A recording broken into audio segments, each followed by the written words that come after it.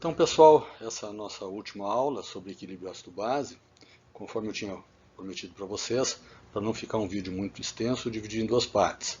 Estou gravando agora a parte 1, logo em seguida eu vou gravar a parte 2, vocês vão receber os links para as duas aulas. Bom, vamos começar com alguns conceitos gerais. Né? Esse conteúdo é um conteúdo muito importante do ponto de vista de fisiologia, de clínica, de nefrologia. Vamos retomar alguns conceitos básicos. Ácidos fortes são ácidos capazes de doar o hidrogênio mesmo em pHs bastante baixos. Por exemplo, o ácido clorídrico. Ácidos fracos são aqueles que só conseguem doar o hidrogênio em pHs mais alcalinos, mais próximos do neutro. No caso, o ácido carbônico. Lactato, fosfato também são ácidos fracos. Bases fortes, mesmo conceito, né? Doar OH em situações mais alcalinas e a base forte menos alcalinas. Um outro conceito, que eu acho que vocês já viram isso na pneumo, é de ácidos voláteis. Ácidos voláteis são aqueles que conseguem assumir em algum momento uma forma gasosa, e no nosso caso, então, vão ser eliminados pelo pulmão. De novo, o ácido carbônico, né, que vai assumir a forma de CO2, vai dissociar em CO2, que vai ser liberado pelo pulmão. E ácidos fixos são os que só têm formas solúveis em líquido, mas não têm formas gasosas.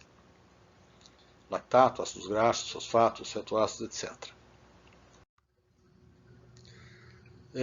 Quem tiver interesse, isso aqui é uma revisão bem boa, completa sobre equilíbrio ácido-base, distúrbios ácido-base. Eu vou depois botar esse artigo aí na plataforma para vocês. Então, voltando de novo aos conceitos. Né?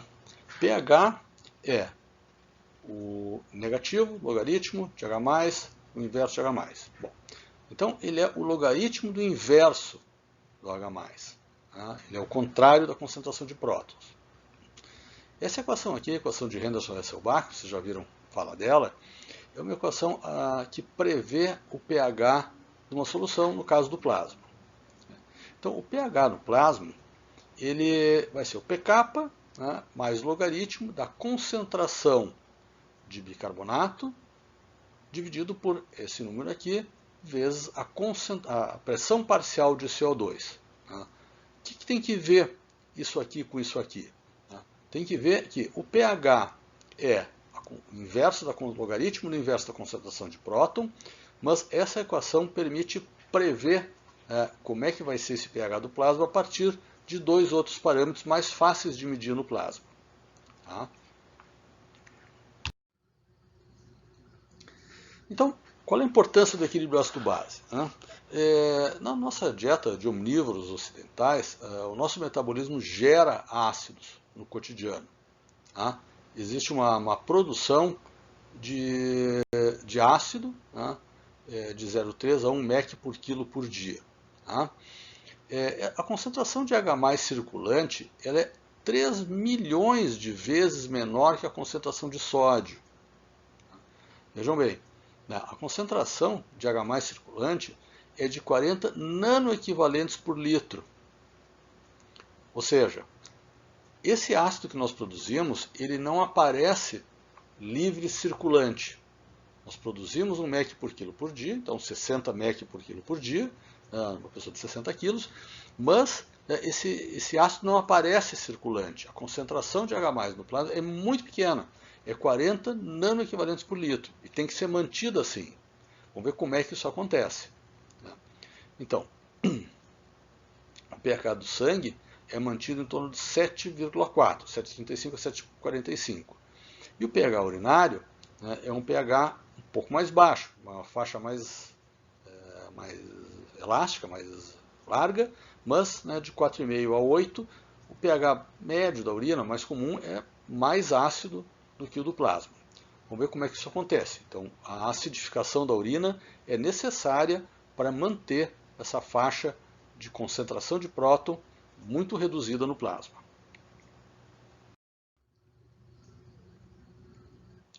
Como é que se faz isso? Como é que é controlado o pH do plasma?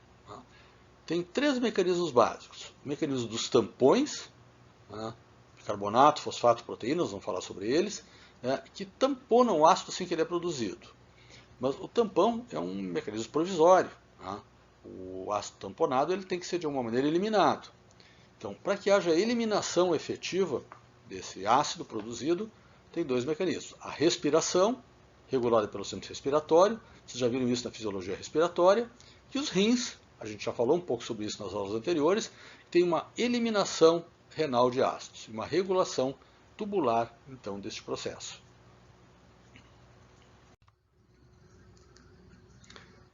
Resumindo assim, a dieta, o metabolismo que ingere ácidos, a gente produz ácidos no metabolismo, ácidos fixos e ácidos voláteis, CO2, eles vão ser tamponados no plasma para circular, eles não circulam livre no plasma, e depois vão ser eliminados na forma de CO2 pelos pulmões e em formas fixas, nós vamos ver o detalhe disso, nos rins. O fígado participa disso produzindo ureia e amônia, que vão entrar nesse ciclo, também a gente vai ver logo em seguida.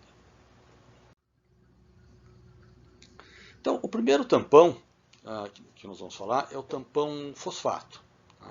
O fosfato ele é um tampão que existe em baixa concentração no meio extracelular.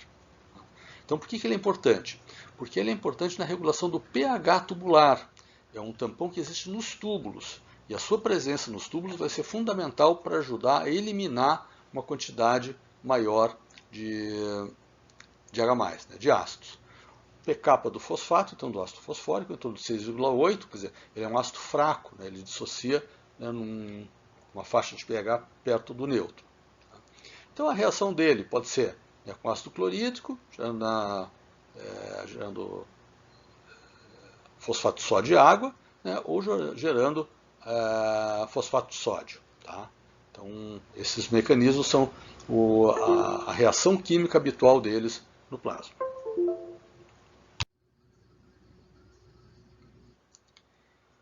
Outro grupo importante de tampões são as proteínas. Tá? Proteínas elas possibilitam o tamponamento rápido dos ácidos.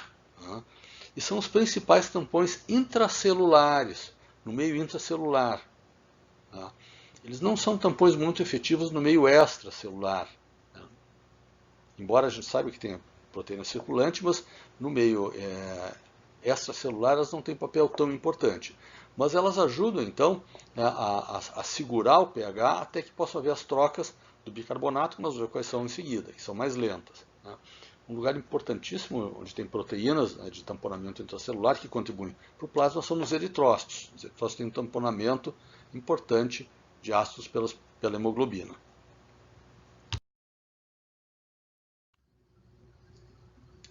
E por último, o sistema bicarbonato, que é o que mais dinâmico, que funciona nos pulmões, no plasma, nos rins, em tudo que é lugar ele está funcionando. E é o que vai ajudar muito, vai ser fundamental no transporte desses ácidos para todos os lados aí. Tá? Isso aqui não é uma equação propriamente dita, isso aqui é uma reação química. Tá? Isso aqui vocês têm que dominar essa reação química. Por quê? É a reação química da dissociação do ácido carbônico. Então, ela acontece nas duas direções. CO2 mais água, em presença de anidrase carbônica, isso é fundamental, essa reação é catalisada pela anidrase carbônica, vai dar ácido carbônico, que depois vai se dissociar em H+, e bicarbonato. E vice-versa, isso pode acontecer na outra direção também. Bicarbonato mais H+, ácido carbônico, CO2 e água. Então isso vai estar acontecendo nos compartimentos orgânicos, nos pulmões, no plasma, nos rins, nos tecidos, vai estar acontecendo isso o tempo todo e vai possibilitar que esse ácido seja transportado para um lado ou para o outro conforme a necessidade. Então, voltando à equação de Henderson-Hasselbalch, a gente já viu que o pH é o logaritmo do inverso da concentração de próton, e a previsão do pH do plasma ele não se dá através da medida direta disso aqui. Porque isso é muito pequeno, a gente já viu que dá ordem de nanoequivalentes por litro. Como é que ela se dá? Ela vai se dar através de uma medida da relação entre o bicarbonato e o PCO2, que são os dois extremos daquela reação, as duas pontas daquela reação química que nós vimos no slide anterior. Tá? O ácido carbônico ele vai ir para um lado da equação, para o lado do bicarbonato ou para o lado do CO2, e com isso ele vai possibilitar que o ácido a ele agregado vá reagir para um lado ou para o outro. Né? A gente vai ver como é que isso vai funcionar em seguida.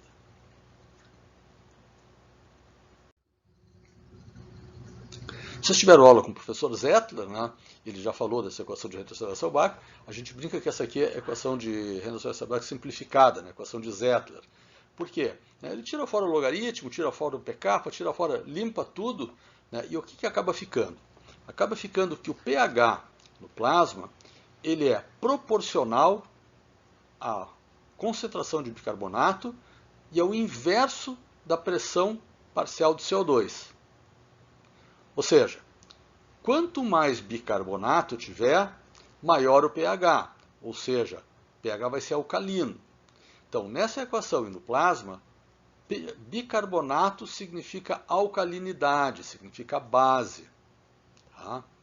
E CO2, como ele está no denominador aqui da equação, CO2 alto diminui o pH.